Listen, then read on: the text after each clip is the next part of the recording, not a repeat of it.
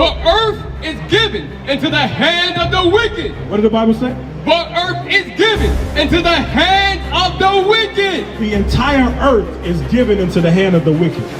Who do you think that is? Not us. The wicked, that's not a good word.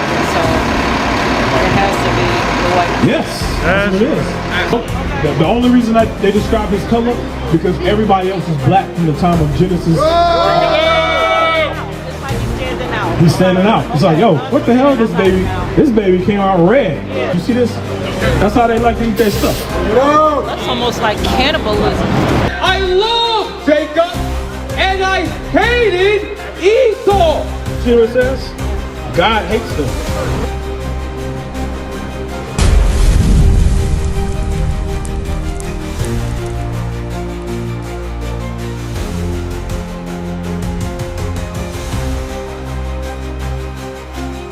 We're reading the book of Genesis.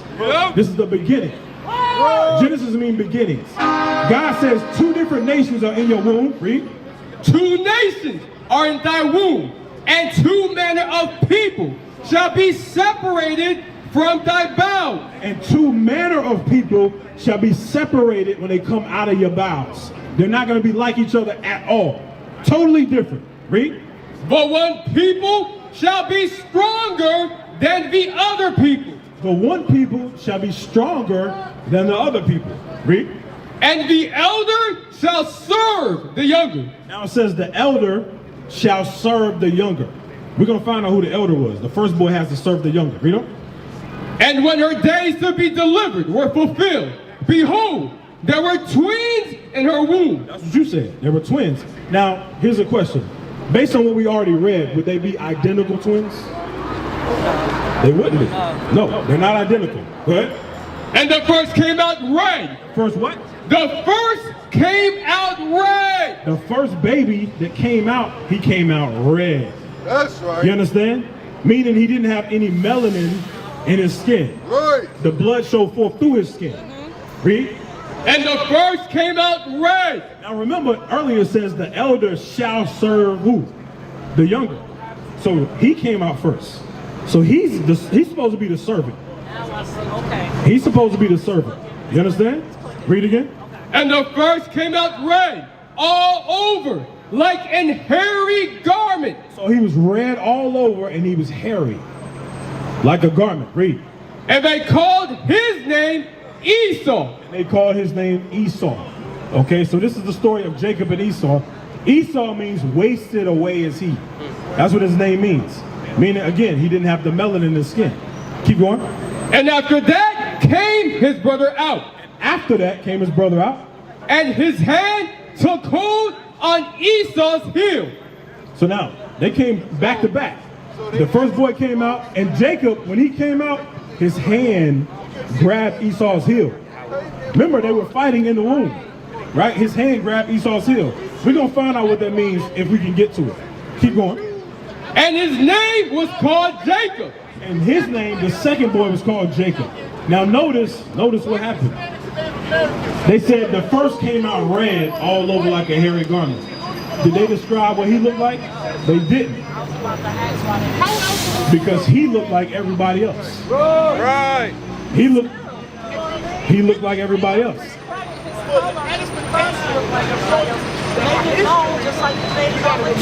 Yes. I don't think that's right. No. The reason why his color was notated, because he was different from everybody else. Yeah, they wanted to make it he's more superior because of, and that's what I feel like. Say it again. I didn't Like, hear you. I feel like that they described his color to make it seem like he's more superior. No. This that's one?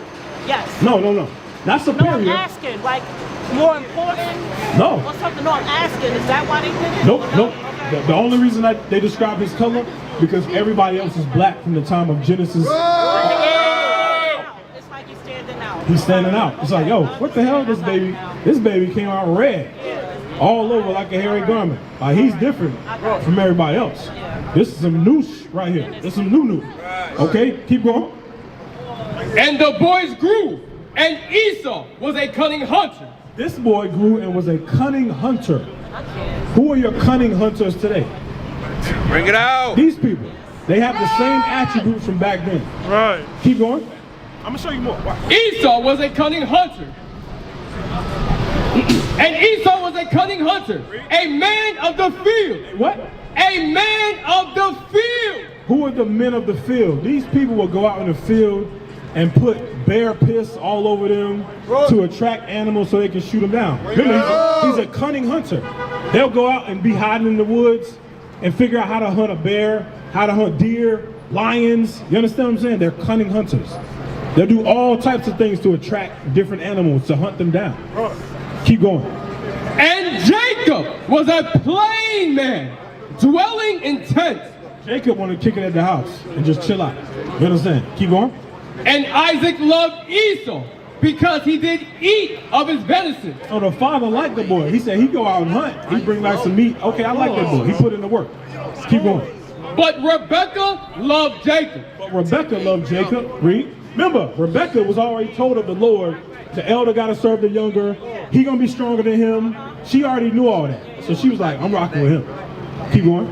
And Jacob sought pottage. And Esau. So he was cooking. He side pottage. He's cooking. Read on. And Esau came from the field. He came from the field. And he was faint. And Esau said to Jacob, feed me, I pray thee, with that same red pottage. So he says, listen, I'm hungry. I ain't catch nothing today.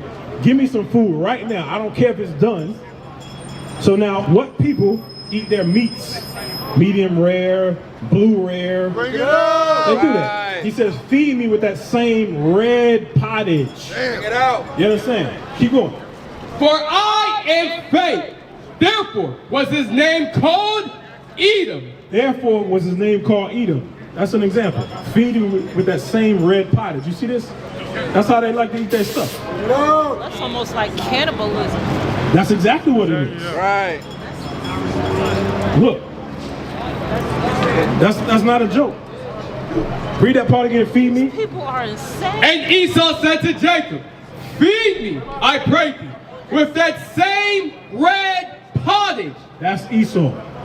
That's his attributes out of the Bible. You understand what I'm saying? Shalom, Israel. This is Bishop Nathaniel. I want you to know that you can view all our Sabbath classes live on IUIC TV. That's right, I said on IUIC TV. Download the app today. Shalom. So now go back to Malachi. I wanted to establish who Jacob and Esau is. So you see the difference now. Now watch this. Start at 1 again from the top. Malachi chapter 1 and verse 1. Bring it The out. burden of the word of the Lord to Israel by Malachi. He's speaking to Israel. Watch what he says again. I have loved you, saith the Lord. Yet ye say, wherein hast thou loved us? So he says, I love y'all. But we say, how? How do you love us, God? Read. Was not Esau Jacob's brother? Saith the Lord. Yet I love Jacob. Yet I what? Yet I love Jacob. How you feel about Esau? And I hated Esau. That's out of the Bible. Yes. God says he hates them. Right. Now, look, show her that. Come here, sis. Let me show you this. Point to those words we just read. Read it again for her. I have loved you, saith the Lord. Yet ye say, wherein hast thou loved us? Was not Esau Jacob's brother? Saith the Lord. Yet I loved Jacob, and I hated Esau. See what it says? God hates them. That's in the Bible. You understand what I'm saying? Now, hold this. Give me Romans 9:13. I'm going to jump over to the New Testament. I'm going to come back to this because I got to finish it. But I'm going to show you something in the New Testament. Come here. I'm going to show you one more. Romans 9:13. I want you to see these words out of the Bible yourself. My bad. Romans 9:13. Read it for me. As it is written, Jacob have I loved, but Esau have I hated. See what it says? That's the New Testament. That's this right. is the book of Romans. This is after Christ died. So this did not change. He hated them in the Old Testament. He hates them in the New Testament. You understand what I'm saying? The thing is, you got to know who it is out of the Bible. Right. And nobody's telling our people who this is. So now think about it. That's why they would want to paint their image, you understand, to deceive everybody. You see that? Now read Malachi again. Malachi chapter 1 verse 1. Bring it the out. burden of the word of the Lord to Israel by Malachi. I have loved you, saith the Lord. Yet ye say, wherein hast thou loved us? Was not Esau Jacob's brother, saith the Lord.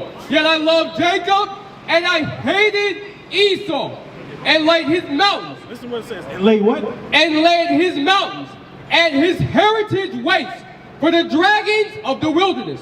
God says, I laid his mountains waste. Why do you think it's mentioning mountains and Esau together? The name, think about it. The name Caucasian comes from where? The Caucasus Mountains of Georgia, Russia. Caucasus Mountains. Caucasian. It comes from the mountains. Yes. God is telling you who it is. He laid what? And I hated Esau, and laid his mountains. Laid his mountains. And his heritage.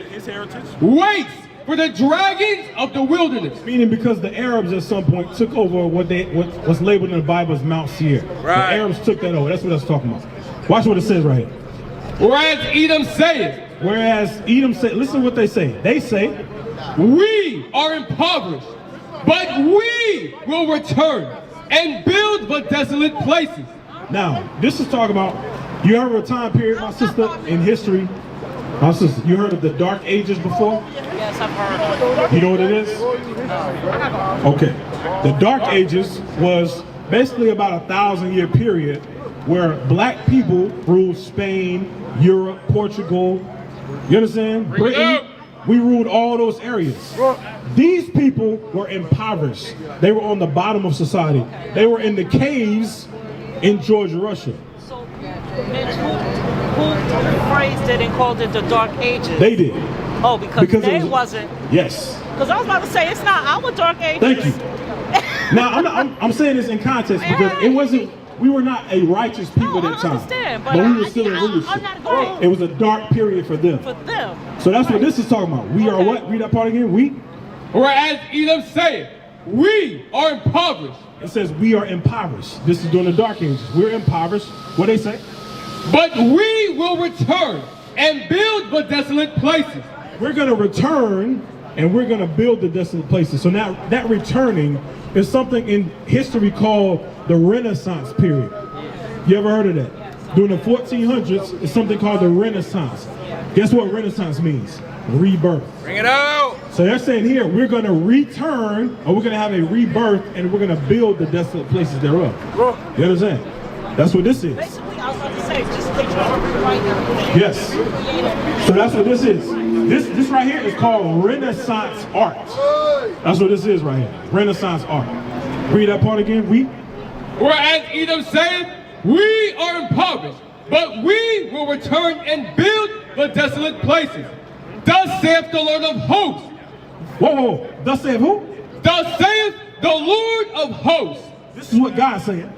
They shall build, but I will throw down. What's that mean?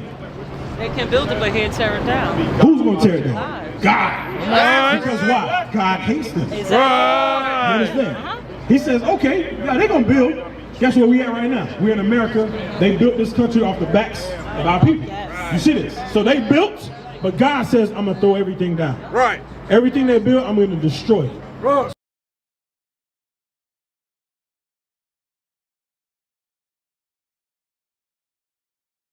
So now you remember, give me that second Ezra 6. You remember early in Genesis 25, it says, Jacob's hand grabbed Esau's heel. We're going to find out what that means right now. Bring it out. Second Ezra, chapter 6 and verse 7. Bring it out. Then answered I and said, what shall be the parting asunder of the times? Or when shall be the end of the first? What shall be the what? Or when shall be the end of the first, and the beginning of it that followeth? That sounds kind of strange, but he's talking about the end of the world. He's saying, we know that there's a coming kingdom, right? So Ezra's, what happened? Oh, damn, they thought that was kids. So Ezra is asking, he says, listen, I know there's a coming kingdom. When is this world going to be over, and when is your kingdom going to be established on earth? You understand? Read that part again for us, so you can hear it again. Then answered I and said, what shall be the parting asunder of the times? Or when shall be the end of the first? When is going to be the end of this first world, and the beginning of it that followeth. And the beginning of Christ's kingdom. When is that going to happen, God? Read. And he said unto me, from Abraham unto Isaac, when Jacob and Esau were born of him. When they were born, read. Jacob's hand held first the heel of Esau. Jacob's hand, remember, held the heel of Esau, meaning his heel, the back of his foot. Read. For Esau is the end of the world. Meaning what? They will be ruling in the end of the world. Bring it out. They are the end of the world. Read. And Jacob is the beginning of it that followeth. And then when they're thrown, when God says, I'm gonna throw down, our kingdom is after that. That's You right. see that? God is saying, I'm gonna take them down and I'm gonna set y'all in rulership. That's what that means right there. So that's why that history was all the way back in Genesis, because they will be ruling in the. So now, this is the question: who's ruling the world right now? Bring it out. Give me Job 9:24. Bring it out. The Bible says he's the end of the world. Jacob is the beginning. Yeah, you good. You good. Now I'm gonna show you this. Job 9:24. Watch. Job chapter 9 and verse 24. The earth is given into the hand of the wicked. What did the Bible say? The earth is given into the hands of the wicked. The entire earth is given into the hand of the wicked. Who do you think that is? It's not us. The wicked, that's not a good word. So it has to be the white. Yes, that's what it is. The Bible tells you the entire earth is ran by the wicked. You understand? Across the earth, the prophets move. From city streets to distant lands, the message is the same. Israel must rise. Through every quest, every journey, the truth spreads. No border can contain it. No distance can silence it. Our nation lives in every moment. In joy, we celebrate marriages. In sorrow, we honor our dead. On the Sabbath, we gather as one. Families rejoicing together, bound by the commandments of God. Yet are we tried. From the stones in Kenya to the hatred in Montana, we endure as a soldier of the Lord. And still, the mission expands. On the airwaves, on the screens, in every nation under heaven, Israel's voice is heard. We build our communities. We raise our children in royalty. We restore what was broken. We clean what was defiled. We show the world who we are.